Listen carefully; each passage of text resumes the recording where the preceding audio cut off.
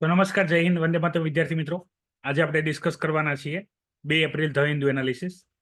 અને આ સેશન તમે લાઈવ જોવા માંગતા હોય તો એકેડમીની એપ્લિકેશન ડાઉનલોડ કરીને એની અંદર તમે લાઈવ જોઈ શકો છો. બાકી તમારે યુટ્યુબ ચેનલ ઉપર સવારે 11 થી 11:30 ગાળામાં તમને રેકોર્ડિંગ મળી જશે. બરાબર. લાઈવનો ટાઈમિંગ હોય છે સવારે 7:30 વાગ્યાનો, જેની અંદર આપણે મહત્વના જેટલા પણ ડિટેલ હોય છે એની આપણે સ્ટડી જોશું ઓલ ઓવર 360 ડિગ્રીમાં, જેમાં આપણે સબ્જેક્ટની ચર્ચા પણ સાથે સાથે કરશું. તો વિદ્યાર્થી મિત્રો, સૌથી પહેલી અહીંયા ડિસ્કશન આપેલી છે એ છે prevention of money laundering act. Prevention of money laundering act. Money laundering તમે શબ્દ ઘણીવાર સાંભળ્યો હશે, પણ હકીકત એનો મતલબ શું હોય એ ખબર નહીં હોય. તો આપણે આની અંદર બેઝિકલી 3 વસ્તુ સમજવાની છે. સૌથી પહેલા બ્લેક મની શું હોય. બ્લેક મની અલગ છે. પછી આવે મની લોન્ડરિંગ. બરાબર, મની લોન્ડરિંગ. તો મની લોન્ડરિંગની આખી પ્રોસેસ, મની લોન્ડરિંગ શું છે અને મની લોન્ડરિંગની પ્રોસેસ શું છે ભારતમાં, શા માટે ભારત માટે ખતરો છે, ભારત કે કોઈ પણ દેશ માટે ખતરો છે. અને એના માટે આપણે એફએટીએફ, બરાબર, ફાઇનાન્શિયલ એક્શન ટાસ્ક ફોર્સનું ગઠન કરેલું છે. અને મની લોન્ડરિંગનો ડાયરેક્ટ કનેક્શન ઇલીગલ એક્ટિવિટીમાં, drug trafficking, human trafficking, weapon smuggling and any other part smuggling, એની સાથે કઈ રીતે લિંક છે એ આપણે સમજવાનું છે. અને મની લોન્ડરિંગની અંદર ત્યાં પણ મની લોન્ડરિંગ કેસ આવશે, ત્યાં હંમેશા યાદ રાખજો ઈડી હશે. Okay, enforcement directorate. બીજી પણ ઇલીગલ એક્ટિવિટીમાં એ હોઈ શકે છે, પણ અત્યારે આપણે અહીંયા બેઝિકલી આ જોશું. સૌથી પહેલા સમજો બ્લેક મની શું છે. આ ટોપિક આપણા માટે GS paper 2 Indian polity and GS paper 3 internal security બંને માટે ઇમ્પોર્ટન્સ છે. બંને માટે ઇમ્પોર્ટન્સ છે. અને બીજા જે ડિટેલ છે આપેલે, સૌથી પહેલા સમજો બ્લેક મની શું છે. બ્લેક મની કહેવાય શું, બરોબર, જેને આપણે કાળો રૂપિયો કહીએ, હકીકતે હોય છે શું. તો માની લ્યો હું એઝ અ પર્સન કંઈક કામ કરું છું, XYZ. અત્યારે હું કામ ડિસ્ક્લોઝ નથી કરતો, હું કોઈ કામ કરું છું. મારી આવક આવે છે. મારી આવક કેવી રીતે આવે છે? મારી આવક આવે છે રોકડામાં. મારી આવક આવે છે રોકડામાં. માની લો હું શાકભાજી વેચું છું અથવા વડાપાઉં વેચું છું. તો એવી સ્થિતિમાં મને જે વ્યક્તિ પેમેન્ટ કરે છે, અત્યારે આપણે જાણીએ છીએ ગૂગલ પે, ફોન પે ને એવું બધું આવી ગયું છે, એટલે આપણે ડિજિટલી આપીએ છીએ. પણ એવું નહોતું. તો એવા કન્ડિશનમાં શું થાય કે મને પૈસા રોકડા મળે. હું ડોક્ટર હોઉં, બરાબર, કે ભાઈ હું ગમે બિઝનેસ ઓનર હોઉં, કંઈ પણ હોઉં, તો મને પૈસા રોકડા મળે. હવે આપણો લીગલ ફ્રેમવર્ક કઈ રીતે છે કે મને જે પણ આવક થાય છે રોકડામાં, એ આવક મારે સરકારને જાણ કરવી પડે કે ભાઈ મારે કેટલી આવક થઈ. આને કહેવાય ગ્રોસ ઇન્કમ, કુલ આવક. હવે કુલ આવકનો બધો નફો ન હોય. દાખલા તરીકે હું 20 રૂપિયાનું એક વડાપાઉં વેચું છું, તો મને કોઈ વ્યક્તિ 20 રૂપિયા ચૂકવે છે, તો 20 રૂપિયા મારો નેટ નફો નથી. બરાબર, નેટ નફો નથી ને. 20 રૂપિયાના વડાપાઉંમાં મારે પાઉના પૈસા કાઢવાના, બટેકાના પૈસા કાઢવાના, પછી હું કોઈ માણસને રાખતો હોય તેનો પગાર કાઢવાનો, બરાબર, પછી જે એરિયા દુકાન મારી ભાડે હોય તેનું ભાડું કાઢવાનું. તો દાખલા તરીકે હું દિવસના 50 વડાપાઉં વેચું છું, બરાબર. તો 20 ગુણ્યા 50 કરીને જે જવાબ આવે એમાંથી હું ખર્ચ બાદ કરું તો એ થશે નેટ ઇન્કમ, બરાબર. અને આવી નેટ ઇન્કમ ભેગી થઈને કુલ આખા વર્ષની હું સરકારને એક બતાવું કે ભાઈ એટલી મારી નેટ ઇન્કમ થઈ છે, અને એ જે ટેક્સના દાયરામાં આવે એનો હું ટેક્સ ભરું, બરાબર. આ થઈ ગઈ નોર્મલ પ્રોસિજર. મેં જે પૈસાની આવક બતાવી હોય, બરાબર, મારી કેટલી આવક થઈ છે એ બતાવી હોય, એ જાહેર કરી હોય સરકારને, આવક ઇન્કમ સોર્સિસ કેટલા પૈસા આવ્યા છે મારી પાસે, એની તમામે તમામ ડિટેલ.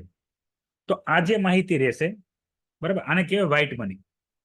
આને કહેવાય વ્હાઇટ મની, મતલબ ચોખ્ખો રૂપિયો, કે ભાઈ મારી આવક જે થઈ છે સરકારને મેં બતાવી છે અને એ મારી પાસે પ્રૂફ છે, બરાબર. અને હવે આ જ વસ્તુ મારી જે રોકડામાં આવક થાય છે એ હું કોઈને બતાવું નહીં. કોઈને બતાવું નહીં મતલબ હું સરકારમાં ડિસ્ક્લોઝ કરું નહીં. તો એવી સ્થિતિમાં શું થશે કે ભાઈ આ જે પૈસા હશે એ મારી પાસે પડેલા રહેશે. આ મારે સંગ્રહી રાખવા પડશે, બરાબર, ઘરમાં, ઓફિસમાં, કોઈ બીજી જગ્યાએ. બ્લેક મનીની અંદર પ્રોબ્લેમ શું છે? ગમે ત્યારે રેડ પડે. કોની? ઇન્કમ ટેક્સની. ઇન્કમ ટેક્સ વાળાને બધી ખબર હોય કે ભાઈ ઉમેશ સર મહિને 30,000 તો પેટ્રોલ પુરાવે છે, બરાબર. 30,000 પેટ્રોલ પુરાવે છે. એનું કારણ એવું હોય કે હું કાર્ડથી પેટ્રોલ પુરાવતો, એટલે એ રીતે એની પાસે જતો. પછી ઉમેશ સર કાર લે છે, બરાબર, 3-4 કરોડનો બંગલો લીધો, અને મારો એ ઇન્કમ ટેક્સ રિટર્ન જોવે તો એમાં ખાલી 5 લાખ આવક દેખાડેલી હોય, બરાબર. ઇન્કમ ટેક્સ વાળા આ રીતે પકડે કે ભાઈ તમે ખર્ચા વધારે કરો છો, અને તમારી આવક ઓછી છે તો નક્કી તમે કંઈક ગોલમાલ કરો છો તો રેડ પડે. રેડ પડે એટલે જેટલી સ્થાવર અને જંગમ મિલકત આવે એના બધાના ઇન્કમના પ્રૂફ માંગે. તમે નો આપી શકો, લઈને જતા રહે. આ થઈ ગયું બ્લેક મની. બરાબર. હવે મની લોન્ડરિંગ શું છે ધ્યાનથી સમજો. પેલા બ્લેક મની સમજાઈ ગયું કે તમારી જે આવક થાય છે, જે રીતે તમે કમાતો. બરાબર. અત્યારે જો આપણે ઇલીગલ લીગલ એવું કાંઈ નથી જોતા. અત્યારે આપણે ખાલી એવું જ જોઈએ છે કે તમારી જે ઇન્કમ આવે છે, બરાબર. મની લોન્ડરિંગમાં એક અલગ એક્ટિવિટી એડ થઈ જાય છે, એ પણ હમણાં હું સમજાવીશ. અત્યારે આપણે ખાલી આવકની વાત કરી. તમે કોઈ પણ કામ કરો છો, તમારી પાસે પૈસા રોકડામાં આવતા હોય, તમે બેંકમાં નથી આવતા, સરકાર એ જ પૈસો તમારો ચેક કરી શકશે જે પૈસો બેંકથી આવ્યો હોય. બરાબર. બેંક વગર તમે કરોડોનો લેનદેન કરી નાખ્યો હોય, બરાબર, તો એ પૈસા સરકાર એનો કોઈ પણ બાતમી આધારે એને માહિતી મળી શકે છે કેટલા પૈસાની લેનદેન થઈ, બરાબર, પણ એનાથી વધારે બીજું કશું નહીં. એવિડન્સનો હવાલા ટ્રેડ આપણે આમાં ઇન્ટરનલ સિક્યુરિટીમાં મની લોન્ડરિંગની બાદ આવે છે હવાલા ટ્રેડ. બરાબર. તો હવાલા ટ્રેડ સમજવા માટે પહેલા આપણે મની લોન્ડરિંગ ને એ બધું સમજવું પડે, પછી આપણે હવાલા ટ્રેડ સમજીએ કે કઈ રીતે હવાલા ટ્રેડ થાય છે એ રીતે. તો પેલા બ્લેક મની અને વ્હાઇટ મનીનો ડિફરન્સ ખ્યાલ આવી ગયો. વ્હાઇટ મની એટલે તમે તમારા ઇન્કમ સોર્સને, બરાબર, શું કરો? ઇન્કમ સોર્સને શું કરો? તો તમે જાહેર કરો. બરાબર. તો એ થઈ ગઈ વ્હાઇટ, અને નો જાહેર કરો તો એ થઈ ગયું બ્લેક મની. હવે બ્લેક મનીના જે પૈસા હોય એ તમે બેન્કિંગમાં યુઝ કરી શકો નહીં. શું ન કરી શકો? બેન્કિંગમાં યુઝ ન કરી શકો. હવે આપણે અહીંયા જો મની લોન્ડરિંગ ને બધું શું છે, તો તમારી લીગલ ઓર ઇલીગલ ઇન્કમ. લીગલ ઓર ઇનલીગલ, હવે આ બંનેની વચ્ચેનો ડિફરન્સ શું છે? લીગલ એટલે તમે પાણીપુરી વેચો, વડાપાઉં વેચો, નોર્મલ જે પણ સરકારે વસ્તુ આપી વેચો તો એ લીગલ ઇન્કમ કહેવાય. ગુજરાતમાં દારૂ વેચો ઇલીગલ કહેવાય. ઇલીગલ મતલબમાં કાયદાકીય એક શાસન વ્યવસ્થા છે, એમાં જેની પરમિશન મળેલી હોય, જેવી રીતે લાયસન્સ હોય તો લાયસન્સ, અન્ય કોઈ પણ વ્યવસ્થા હોય તો અન્ય કોઈ પણ વ્યવસ્થા, એ રીતે તમે જેનું પણ વેચાણ કરો, બરાબર, તો એ લીગલમાં આવે. એની સિવાય કરો તો ઇલીગલમાં આવે. આની રીતે તમે પૈસો મેળવ્યો. હવે તમે પૈસો જ ઇલીગલ એક્ટિવિટીથી મળ્યો છે એટલે તમે બેંકમાં લઈ શકો નહીં, કારણ કે બ્લેક મની હોય. બરાબર. કોઈની પાસે ખંડણી માંગી હોય, ચોરી કરી હોય કે દારૂ વેચ્યો હોય, આવી રીતે જે પૈસા આવ્યા હોય એ પૈસા તમે બેંકમાં રાખી શકો નહીં. કેમ? કારણ કે બેંકમાં રાખો તો એને પુરાવો આપવો પડે તમે કમાણા ક્યાંથી. બરાબર. એ પુરાવો આપણી પાસે હશે નહીં. તો આના માટે શું કરવામાં આવે? જે બ્લેકનો રૂપિયો હોય ને એને વ્હાઇટ કરવામાં આવે. બ્લેકના રૂપિયાને વ્હાઇટ કરવાની એક પ્રોસિજર છે. બ્લેકના રૂપિયાને વ્હાઇટ કરવાની પ્રોસિજર છે. એ પ્રોસિજર શું હોય? તો એને કહેવાય લેયરિંગ. ઘણી બધી પ્રોસિજર છે, પણ એમાં સૌથી વધારે જે ફેમસ છે એ છે લેયરિંગ. હવે લેયરિંગ સમજો કે ભાઈ, દાખલા તરીકે હું મતલબ વેચતો નથી, બરાબર, મારી પર કોઈ શંકા ન કરતા, હું સમજાવવા માટે કહું છું કે હું દારૂનો ડીલર છું, હું દારૂ વેચું છું. તો મને માની લો દિવસનો 1000 રૂપિયા કે 2000 રૂપિયા નફો થાય છે. બહુ નફો હોય આની અંદર. 2-3 બોટલ જ વેચવાની હોય. તો મેં એ દારૂ વેચીને પૈસા કમાણા, આ પૈસાને હું બેંકમાં દેખાડી શકું નહીં, કોઈ પણ જગ્યાએ દેખાડી શકું નહીં. તો ઘણી વખત મારે ઘર લેવું હોય, મારે ઘરમાં રૂપિયા વાપરવા હોય, કે મારે ઘર માટે લોન લેવી હોય, તો મને બેંક આપે નહીં. કેમ? કારણ કે બેંક મારો પ્રોફેશન પૂછે કે ભાઈ તમે 1000-2000 કમાવો છો એ સમજાઈ ગયું મહિને, તમે 30-50 હજાર કમાવો છો મહિને સમજાઈ ગયું, પણ તમારો ઇન્કમ સોર્સ શું છે? તો ઇન્કમ સોર્સ આપણે કહી ના શકીએ. હું દારૂ વેચું એમ તો ના કહું, બુટલેગ, હા, મતલબ લીગલ એક્ટિવિટીમાં ના કહું, બીજે બધે ભલે કહું. તો એના માટે હું શું કરું? લેયરિંગ કરું. કોના ઉપર? આ બિઝનેસ ઉપર. બરાબર. આ બધી શોધખોળ વિદેશમાં થઈ છે, બરાબર, અને આ વિદેશથી ભારત સુધી પહોંચેલી વસ્તુ. તો આની અંદર શું કરવામાં આવે? એક લેયર બનાવવામાં આવે. લેયર મતલબ તમને એવું લાગે કે કોઈ વ્યક્તિ જે છે ને એ બહુ વડાપાઉં વેચીને બહુ મોટો રૂપિયાવાળો થઈ ગયો, બરાબર, દાન આપે છે, બરાબર, સમાજના લોકોને મદદ કરે છે, ફ્રીમાં એજ્યુકેશન અપાવે છે. પણ મોસ્ટ ઓફલી કેસમાં આવા જ્યારે કેસ થયા છે ત્યારે ઇન્વેસ્ટિગેશનમાં એવી ખબર પડી છે કે મોટો દારૂનો ડીલર હતો, ડ્રગ્સ ડીલર હતો, બરાબર. અને લેયર કરવા માટે આવી રીતની એક્ટિવિટી કરવામાં આવે, કારણ કે બ્લેકનો રૂપિયો આવતો હોય. તો એવામાં એ વ્યક્તિ શું કરશે? એવું બતાવશે કે હું વડાપાઉં વેચું છું, બરાબર. હવે આપણે 1000 રૂપિયા જ વાઇટ કરવાના છે. જેટલી જરૂર બેંકમાં, જેટલા પૈસાની જરૂર છે બેન્કિંગમાં લેવાનું છે, બરાબર. ટોટલ વસ્તુ શું કરવાની છે? બેન્કિંગમાં, સિસ્ટમમાં પૈસા ચડાવવાના છે. બ્લેકનો રૂપિયો છે એને વ્હાઇટ કરવાનો છે. તો અહીંયા શું કરવામાં આવશે? એક ખોટી કંપની ખોલવામાં આવશે વડાપાઉંની, બરાબર. વડાપાઉંનો માલિક હું છું એવું બતાવીશ. હું એવું ખોટા બિલ બનાવીશ, બરાબર, આખા દિવસના. કોમ્પ્યુટર જનરેટેડ બિલ હોય, ફેક બિલ હોય કે ભાઈ આજે મારી ત્યાં 3 જણા વડાપાઉં ખાવા આવ્યા અને 4 જણા આવ્યા. કાચો કે પાકો કોઈ પણ એક હિસાબ બનાવવું, બરાબર. બિલ બનાવવું એવું જરૂરી નથી. તમે કાગજી કાર્યવાહીમાં લખી શકો ભાઈ આજનો દિવસનો 1500 નો ગલ્લો થયો, આજનો 2000 નો ગલ્લો થયો, બરાબર. પછી એ રીતે હું બેંકમાં પૈસા જમા કરવું ને એના માટે જે ઇન્કમ ટેક્સ થાય એ ભરવું ને પછી થોડો ઘણો વધારે રૂપિયો, મતલબ આ તો બધું ચાલતું હોય, થોડો ઘણો દાન પુણ્યમાં પૈસો લખાવવું ને લોકોને મદદ કરવું, તો આને કહેવાય મની લોન્ડરિંગ વાળો જે કેસ હોય એ રીતે. બ્લેક મનીને આપણે વ્હાઇટ કર્યું. હવે આવી જ્યારે આને કહેવાય ઇલીગલ એક્ટિવિટી છે આખી, કે ભાઈ ઇલીગલ એક્ટિવિટીથી પૈસા કમાવ છો અને લીગલ કરવા માટે એક ધંધો બતાવ્યો છે. હાલાકી ધંધો હાલતો નથી, પણ એને એક લેયરિંગ કરવા માટે એક ધંધો રાખેલો છે, એટલે હું સમાજમાં પ્રતિષ્ઠિત માન સન્માન મેળવી શકું, બરાબર, બેન્કિંગનો લાભ લઈ શકું. આમાં કોઈ પણ જગ્યાએ તમને ઇન્કમ ટેક્સ વાળા, પોલીસ વાળા, બરાબર, સીઆઈડી, સીબીઆઈ, કોઈ પણ જગ્યાએ તમને એક જગ્યાએ તો પકડી જ લેશે, બરાબર. અત્યારે ઇલીગલ ઇન્કમ પકડવાના ઘણા બધા રસ્તા થઈ ગયા છે સરકારમાં, તો તમને ક્યાંક ને ક્યાંક પકડી લેશે એટલે બધું ભરીને જતા રહેશે. તો આ છે આવી રીતે, મતલબમાં તમે પૈસાનું હેરફેર કરતા હો, ઇલીગલ એક્ટિવિટીથી પૈસા કમાતા હો, એ બધાને શું કરવામાં આવે? એ બધાને પકડવામાં આવે.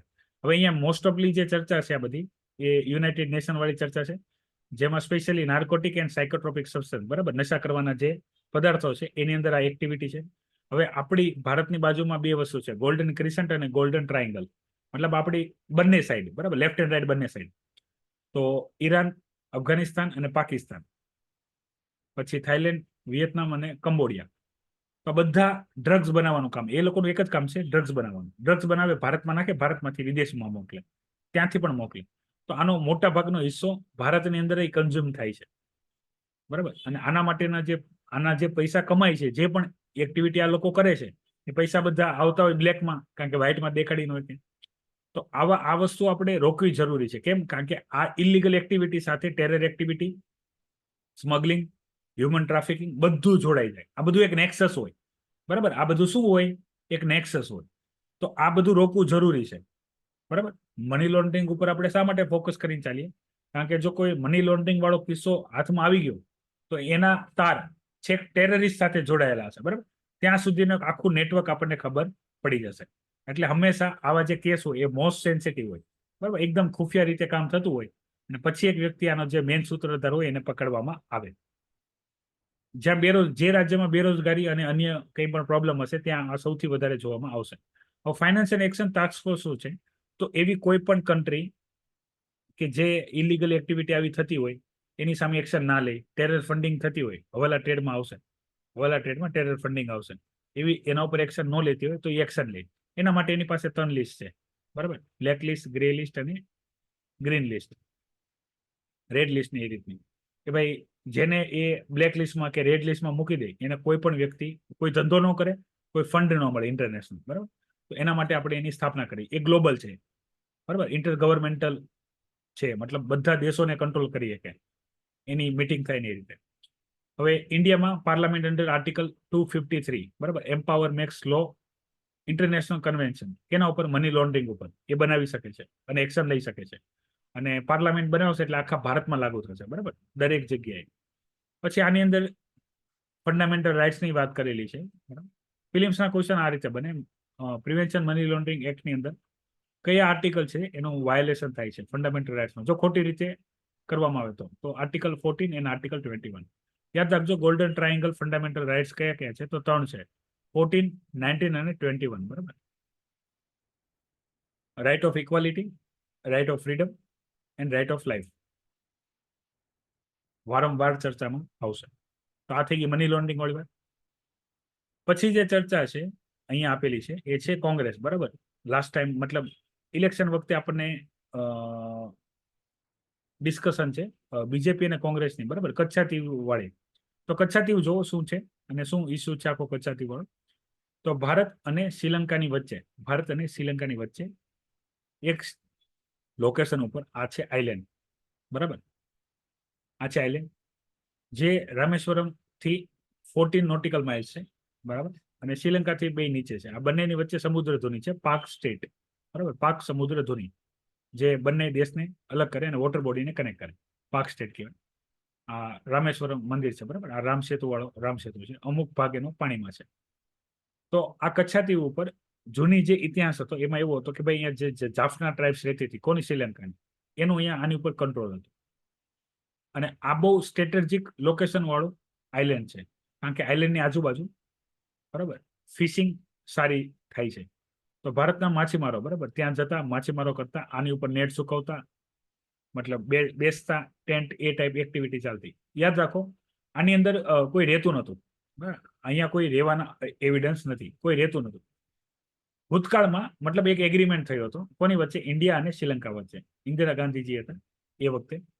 એગ્રીમેન્ટમાં એવું લખ્યું હતું કે ભાઈ આની ઉપર છે ને આને શ્રીલંકા જે છે બરાબર એ પણ આનો યુઝ કરી શકશે, ઇન્ડિયા યુઝ કરી શકશે. ઇન્ડિયાના ખાલી માછીમારો ત્યાં આવી શકે, નેટ સૂકવી શકે અને એની એક્ટિવિટી માટે યુઝ કરી શકે, એ રીતે આપણે કામ કરશું. હાલમાં ઇસ્યુ શું છે? હાલમાં ઇસ્યુ એવું છે, શ્રીલંકાનું કેવું એવું છે કે ભાઈ આ જે આઇલેન્ડ છે બરાબર એ શ્રીલંકાનો છે. ભારતે એ આઇલેન્ડ ઉપર બોલવાની કોઈ જરૂર નથી. મતલબ ભારતે એ આઇલેન્ડ શ્રીલંકાને આપી દીધું છે. હાલાકી એવું પોસિબલ નથી. અને પ્રોબ્લેમેટિક કેમ છે? કારણ કે બંનેની વચ્ચે હવે આખી નિયમો એ રીતના છે કે આપણી કોઈ પણ જે આપણો જે કોસ્ટલ રીજન છે બરાબર ભારતનો, આપણે અહીંયા ગુજરાતથી વાત કરીએ તો 200 નોટિકલ માઇલ સુધીનો જે એરિયા હોય એ ભારતનો ગણાય. પણ ભારત અને શ્રીલંકાની આ બહુ પાસેની જગ્યા છે બરાબર. આવું બધા જ સાથે છે આપણું.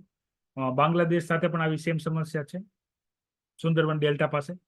શ્રીલંકા હારે પણ આ જે સમસ્યા છે બરાબર. આને કહેવાય આઇલેન્ડ આ ટાઈપના આવતા હોય તો એના ભાગ કોણ પાડશે બરાબર? ભાગ કોણ પાડશે? બે દેશ પાસે હોય ને એવામાં આ સમસ્યા આવે. તો કચ્છાથી યાદ રાખજો, ઇન્ડિયા અને શ્રીલંકાની વચ્ચેનો પાર્ટ અને એની આ સમસ્યા બરાબર, એની આ સમસ્યા આઈઆર માટે અગત્યનો છે, પૂછાઈ શકે છે. ડિસ્કશન જોઈ લઈએ. અહીંયા મતલબમાં માર્કેટિંગ એ રીતે કરવામાં આવે છે કોના દ્વારા? શ્રીલંકા વાળા. કે ભાઈ કોંગ્રેસ પાર્ટી જ્યારે રૂલિંગમાં હતી બરાબર ત્યારે એને આ જે આઇલેન્ડ છે એ આપી દીધું હતું બરાબર, ગીવ અવે. મતલબ કચ્છાથી આઇલેન્ડ હતો એ શ્રીલંકાને આપી દીધું હતું બરાબર. તો બીજેપીનું એવું કેવું છે ભાઈ કોઈને આપ્યું નથી બરાબર, એક ખાલી એગ્રીમેન્ટ થયો છે. એગ્રીમેન્ટની અંદર એવી વસ્તુ મેન્શન કરેલી છે કે તમે અને અમે બંને યુઝ કરીએ કે માલિકી કોઈને ટ્રાન્સફર કરવાની વાત નથી બરાબર. અને ભારત યાદ રાખજો, ભારત કોઈ પણ ભૂમિનો ભાગ હોય બરાબર એનું શું કરીએ કે માલિકી કોઈને ટ્રાન્સફર કરી શકતું નથી. હવે એક આ નવી સમસ્યા થઈ છે ઇન્ડિયા અને શ્રીલંકા વચ્ચે, જે આપણે સોલ્વ કરવી પડશે.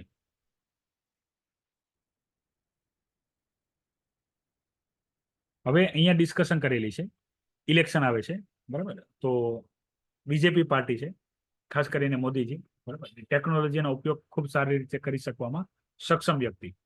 તો એ ટેકનોલોજીનો ઉપયોગ કરીને આર્ટિફિશિયલ ઇન્ટેલિજન્સ બરાબર સોશિયલ મીડિયામાંથી ડેટા કાઢીને સોશિયલ મીડિયા માર્કેટિંગ કરાવીને એક ઇન્ફ્લુએન્સન, એક નેરેટિવ ફેલાવે કે ભાઈ મતલબ મોદી સરકાર સારી છે અને રિપીટ થાય. આ કેટલું યોગ્ય છે ને કેટલું અયોગ્ય છે?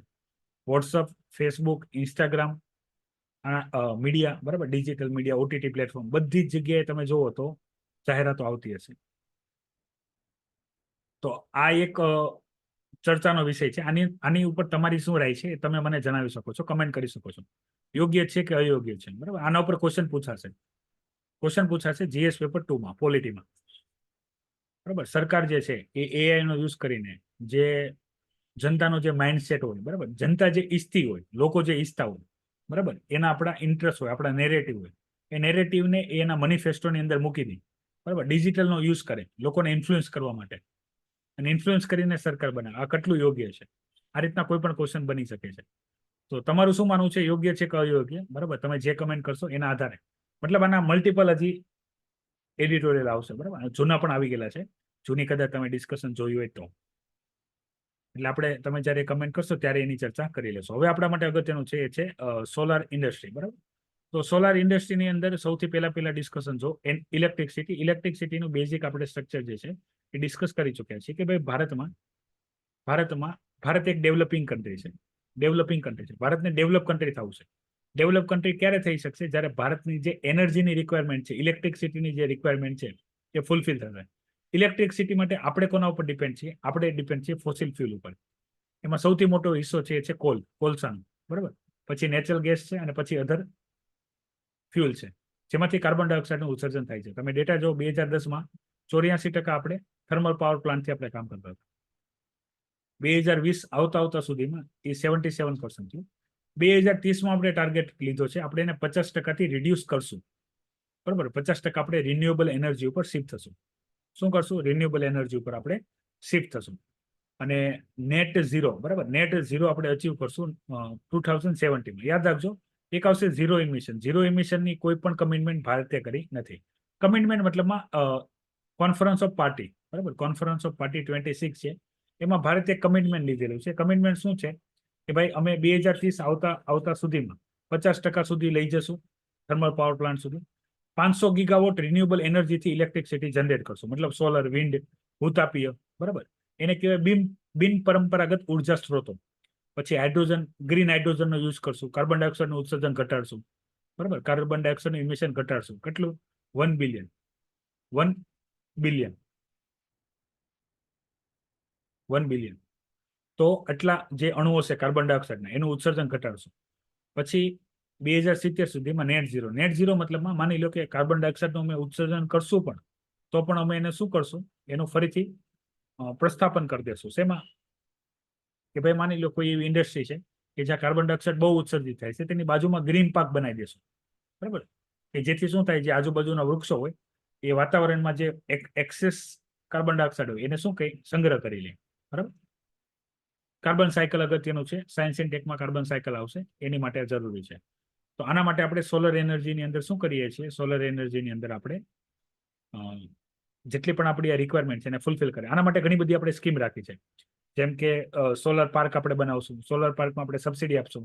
ઇલેક્ટ્રિસિટી જનરેટ થશે, એના યુનિટ વાઇઝ એને ખર્ચ પ્રોવાઈડ કરશું, બરાબર. દરેક લેવલે સરકાર ટ્રાય કરી રહી છે કે જેથી આપણી જે ડિપેન્ડન્સી છે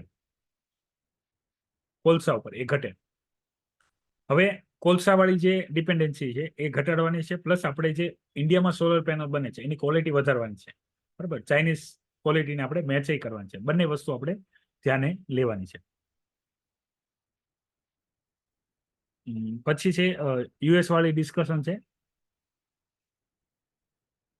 એટોમિક એનર્જી લઈને, બરાબર. અને બે અગત્યની ઇન્ફોર્મેશન છે. એમાં એક આવશે પાર્શિયલ ટેસ્ટ બેન ટ્રીટી, બરાબર, કોના? ન્યુક્લિયર વેપન માટે. અત્યારે નોન પ્રોલિફરેશન ટ્રીટી જે છે, બરાબર.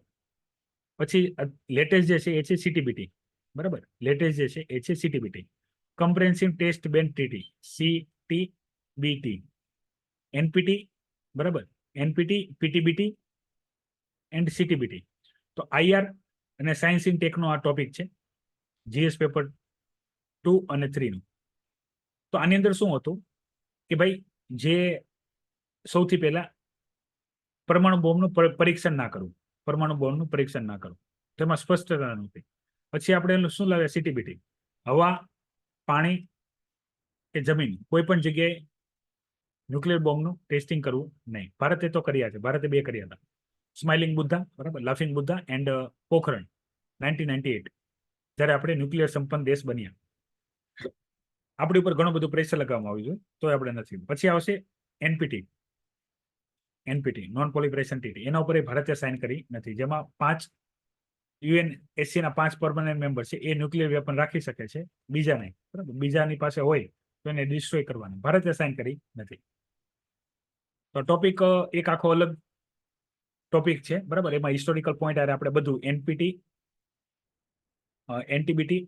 એનપીટી અને સીટીબીટી, બરાબર, એ બધાનો ઉલ્લેખ હિસ્ટોરિકલ પોઈન્ટમાં આપણે જોવાનું છે. અત્યારે મતલબ એમાં ટાઈમ લાગશે, ધેટ્સ વાય. અમુક ડિસ્કશન એવી હશે જેના માટે થોડુંક બેકગ્રાઉન્ડ એ તમને ખબર હોવું જરૂરી છે.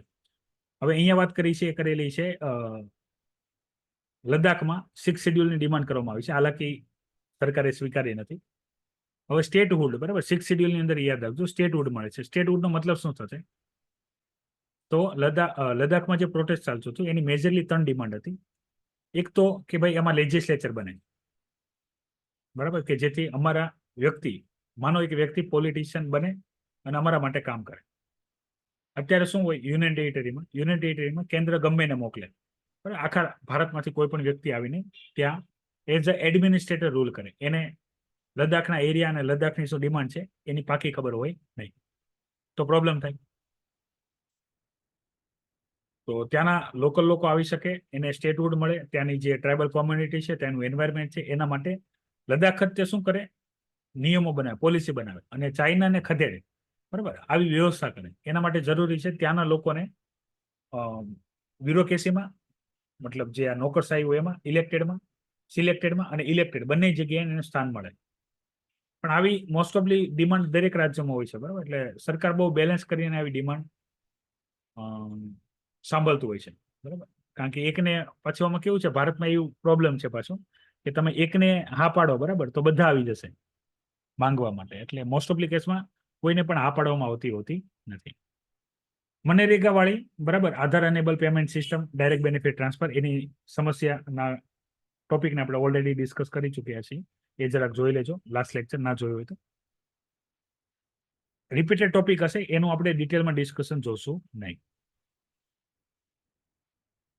ફાઇનાન્સ મિનિસ્ટ્રીએ, બરાબર, જે 1.5 લાખ કરોડ ગ્રોસ જીએસટી કલેક્શનને લઈને ડેટા શેર કરેલા છે, બરાબર, જાણકારી માટે છે, સમજવા માટે, બરાબર. ટેમ્પરરી એક્ઝામમાં નહીં પૂછાય, ચિંતા ન કરતા. તો આરબીઆઈના સ્થાપનાના 90 વર્ષ પૂરા થવાના યાદમાં, બરાબર, સિક્કો પ્રસ્તુત કરવામાં આવ્યો છે. આવું આપણે ટાઈમ ટુ ટાઈમ કરશું. કોઈ મહત્વની બહુ ટોપ ઇન્સિડન્સ હોય, બરાબર, એને એક મેમોરેન્ડમ આપવા માટે થઈને, એક માઇલસ્ટોન પ્રોવાઈડ કરવા માટે.